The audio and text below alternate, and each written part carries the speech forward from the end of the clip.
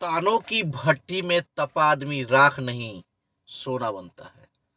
जय हिंद मेरे प्यारे बच्चों और मेरे जवानों, हम फिर से आ गए हैं मैथ गणित 10th क्लास चैप्टर 3 दो चर वाले रैखिक समीकरण। चर किसे कहते हैं आपको तो पहले से जानकारी है। चर एक्स और वाई को कहते हैं। एक्स और वाई चाहे ए बी सी जो भी है, ये क्या है? चर है। 1 2 3 अगर गिनती आ गई तो ये क्या हो जाएगा? ये अचर हो जाएगा। ठीक है। और रैखिक समीकरण किसे कहते हैं? आपने बहुपद में पढ़ा है, जिस समीकरण का चर का घात, जिस बीजीय व्यंजक का चर का घात 1 हो, तो घात 1 होना चाहिए और 2 चर होना चाहिए, तो ऐसे को रैखिक समीकरण कहते हैं। जैसे x प्लस वाई बराबर 10, इसमें 2 चर हुए कि नहीं? एक्स और वाई, एक्स और वाई कितने समीकरण हुए? एक्स और वाई 2 चर हुए। समीकरण एक बार 2 जब चर होंगे तो हमको समीकरण भी 2 चाहिए, तभी ये सॉल्व हो सकता है, तभी ये यहाँ पे दोनों चरों का मान निकल सकता है। तो आइए इसी चैप्टर से हम लोग शुरुआत करते हैं। पहला क्वेश्चन, तो x प्लस वाई बराबर 7 है, तो इसमें किसी का भी गुणांक जो होता है बराबर कर लेंगे, x का या y का, है ना? तो हम y का ही कर सकते हैं या x का भी कर सकते हैं, जिसके चाहते हैं। तो अगर x का करेंगे तो पूरे समीकरण में 5 से गुना करेंगे, तभी x का गुणांक बराबर होगा। अगर y का करेंगे तो 12 से गुना करना पड़ेगा, तो 5 से ही गुना करता आसानी होगा। पहले वाले समीकरण में 5x प्लस 5y बराबर 35। ठीक है। दूसरे वाले को लिख लेते हैं 5x प्लस 12y बराबर 7। अब क्या करते हैं? घटा लेते हैं, है ना? घटाएंगे तो मेरा एक कट जाएगा, जब घटाएंगे तो यहाँ चिन्ह चेंज होगा, तो 5x से 5x चला गया, यहाँ 12y में से 5y गया तो -7y, यहाँ पे भी माइनस होगा, तो 35 में से 7 गया 28 होगा। अब ये आगे हम बढ़ेंगे तो -7 जाके भाग लगेगा, है ना? -7 जाके क्या लगेगा? 28 में भाग लगेगा, तो -7 कटेगा, 7 चौक 28, तो y का मान आ गया क्या? -4। y का मान क्या गया? -4, याद रखेंगे। आगे बढ़ते हैं। अब y का मान हमारा यहाँ पे लिख लेते हैं हम दो साइड में कि y का मान आया -7। अब इसको हम लोग -4 आया था, सॉरी -4 आया था। अब इसको हम लोग किस में रखेंगे? समीकरण 1 में। तो x प्लस वाई बराबर 7 पर लिख लेते हैं, y की जगह x लिख देते हैं, y की जगह -4 रखेंगे बराबर 7, तो प्लस माइनस हो जाएगा, तो x -4 बराबर 7, -4 उधर जाएगा, x बराबर 7 + 4 11 आ गया। कितना गया? 11। हमको x के मान से मतलब था, x का मान पूछा जा रहा था। देखिए x का मान कितना गया? 11 आ गया। समझ रहे हैं मेरे बातों को? तो इसमें ऑप्शन बी जाएगा। कौन सा जाएगा? Option B. क्लियर है? आगे बढ़े, चलिए। एक भिन्न का अंश और हर का योगफल 18 है। यदि इसके हर में 2 जोड़ दें तो भिन्न 1/3 रह जाता है, तो भिन्न क्या होगा? इसको हल करना पड़ेगा और हम लोग हल कर चुके हैं, अभी दिखाते हैं आपको। देखिए इसका हल हमने क्या किया, यहाँ पे माना अंश x, अंश को क्या मान लिया है? x मान लिया, और हर को y मान लिया, है ना? तो भिन्न क्या हो जाएगा? x/y हो जाएगा। प्रश्न से कह रहा है कि अंश और हर का योगफल 18 क्वेश्चन में करा था, तो x + y बराबर 18, समीकरण 1, है ना? आगे कह रहा था कि हर में 2 जोड़ दें तो भिन्न जो होता है 1/3 हो जाता है। कितना हो जाता है? 1/3। तो हमने क्या किया? तिरछा तिरछी गुना किया x में 3 से, है ना? तो 3x हो गया, और इधर हो गया y + 2। क्लियर है? फिर 3x बराबर y + 2, y उधर गया तो -y बराबर 2, समीकरण 2।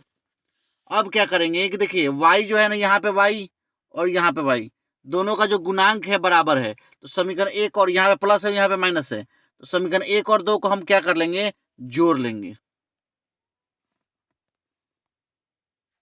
क्या करेंगे, जोड़ेंगे। तो x प्लस वाई बराबर 18 और 3x माइनस वाई बराबर 2, तो y y कैंसिल हो गया, कट गया, और एगो x 3x 4x, 18 तो जोड़ेंगे 20, है ना। आगे बढ़ते हैं, x गया उधर, है ना, 4 जाके क्या लगेगा, 20 में भाग लगेगा, 4 पचे 20, x का मान आ गया 5। कितना आ गया, 5 आ गया। अब देखेंगे मेरे बाबू, x का मान समीकरण 1 में रखने पर, तो समीकरण 1 मेरा क्या था, x प्लस वाई बराबर 18, तो x का मान 5 रख दें, y प्लस 5 प्लस वाई बराबर 18, 5 उधर जाएगा, 18 में से 5 गया 13, तो x का मान भी मालूम हो गया और y का भी मान मालूम हो गया। x आया था 5 और y आया था 13, तो भिन्न क्या होगा, x बटा y, तो x का मान रख देंगे 5 और y का मान, तो देखिए यहाँ पे आंसर 5 बटा 13 आया था, कौन सा है, ऑप्शन नंबर ए। ठीक है, देखा हमने कितने आसानी से सॉल्व किया, तो आप लोग भी सॉल्व कीजिए। आगे बढ़ते हैं क्वेश्चन नंबर 3 पे, युगपत समीकरण 2x प्लस 3y बराबर 5, 4x प्लस 6y बराबर 9, तो निकाय है असंगत, एक द्वितीय हल, एक अपरिमित रूप से अनेक हल, इनमें से कोई नहीं। तो इसके लिए बाबू हमें पहले जानना पड़ेगा कि असंगत क्या होता है, संगत क्या होता है। देखिए हमारे पास एक चार्ट है, यहाँ पे देखेंगे अगर अनुपात की अगर हम तुलना करते हैं, अनुपातों की जब तुलना करते हैं, समीकरण है मान लीजिए x माइनस 2y बराबर 0 और 3x प्लस 4y माइनस 20, ठीक है, तो x का गुणांक तो 1 हो जाएगा और इस x का गुणांक 3 हो जाएगा। तो इसको जब लिखते हैं a1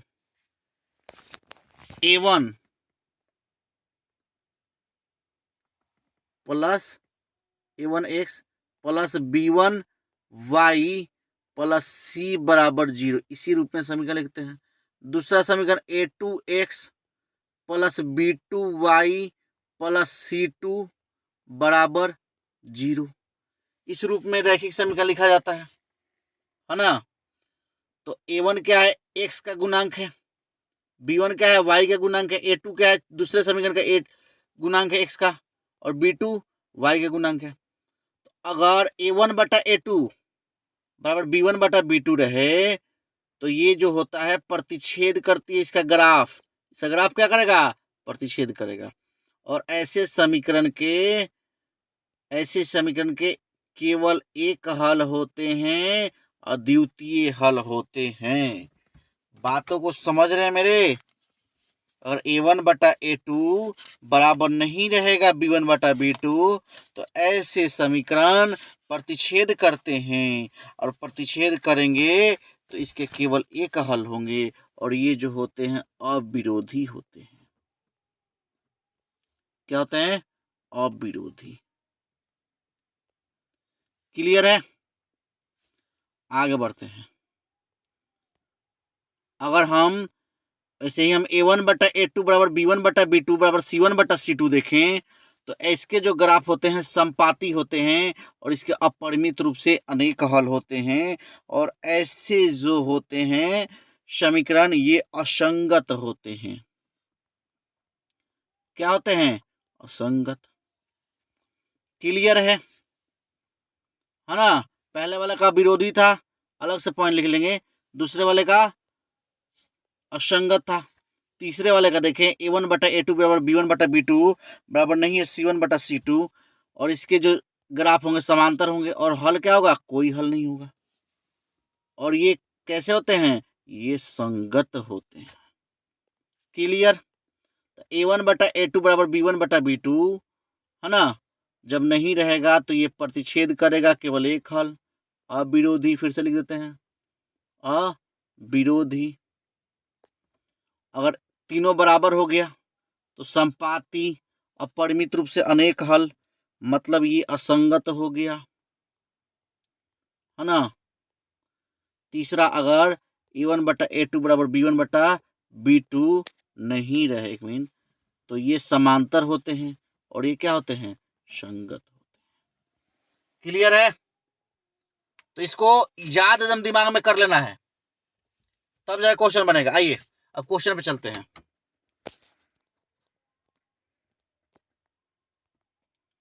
अब कह रहा है क्या कि ये जो समीकरण है ये कैसे हैं, असंगत है क्या, द्वितीय है, क्या है? तो हमको यहाँ a1 बटा a2 देखना पड़ेगा, है ना। a1 बटा a2 बराबर b1 बटा b2। अगर देखेंगे पहले ही ये बराबर, अगर नहीं आया तो हम देख लेंगे। तो a1 का मान 2 है, 2 बटा 4 बराबर 3 बटा 6, ये बराबर आ गया। हमको c1 बटा c2 भी देखना पड़ेगा, हमको दिख रहा है, काटेंगे तो हमको आ जाएगा उतना ही, ठीक है। बराबर 5 बटा 9, मतलब ये बराबर नहीं आएगा। और साफ साफ हम लोग करें इसको, तो हम लोग साफ साफ करते हैं, जगह ले लेते हैं। a1 बटा a2 बराबर b1 बटा b2 बराबर नहीं है c1 बटा c2। इसमें कैसे नहीं है? अगर a1 का मान लेंगे हम लोग, क्या था a1 का मान?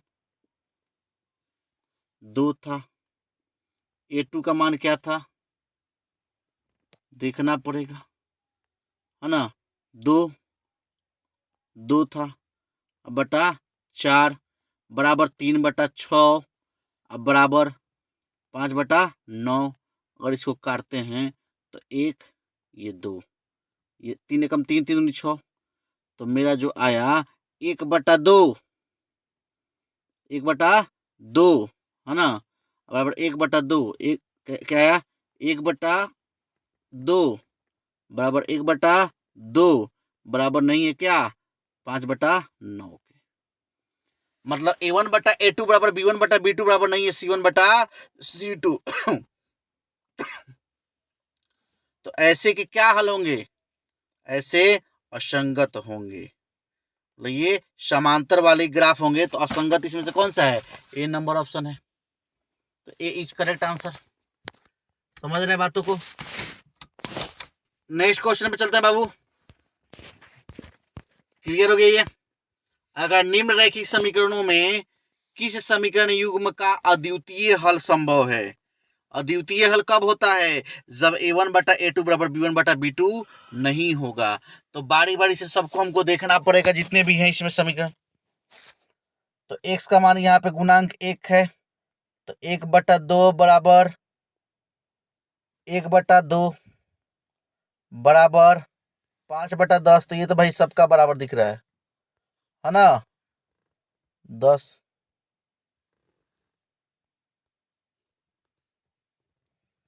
10 जब ये कटेगा तो ये क्या हो जाएगा? 1/2 बराबर 1/2 बराबर 1/2। हमको क्या चाहिए? a1 बटा a2 बराबर नहीं है b1 बटा b2, तो ये तो नहीं होगा, है ना। आगे बढ़ते हैं, आगे देखते हैं। अगर 1/3 दूसरे समीकरण का, इसका 1 इसका 3 बराबर -1 बटा -3 बराबर 8 बटा 16। तो देखिए माइनस से माइनस कैंसिल हो जाएगा, तो ये जाएगा 1/3 बराबर 1/3, और ये कटेगा 8 दूनी 16, तो बराबर नहीं आएगा 1/2 के। लेकिन हमको क्या चाहिए? a1 बटा a2 बराबर नहीं होना चाहिए b1 बटा b2, कुछ और ही आ गया, ये तो ये होगा नहीं, है ना। नेक्स्ट देखते हैं। x का गुणांक 2 है, 2/4 बराबर 1/-2, है ना, बराबर यहीं से देखिए ना, यहीं से मिल जाएगा आपको। 1/2 बराबर नहीं आएगा 1/-2 के, बराबर है क्या? नहीं है, तो तीसरा ऑप्शन होगा इसमें। तो सी इज करेक्ट आंसर।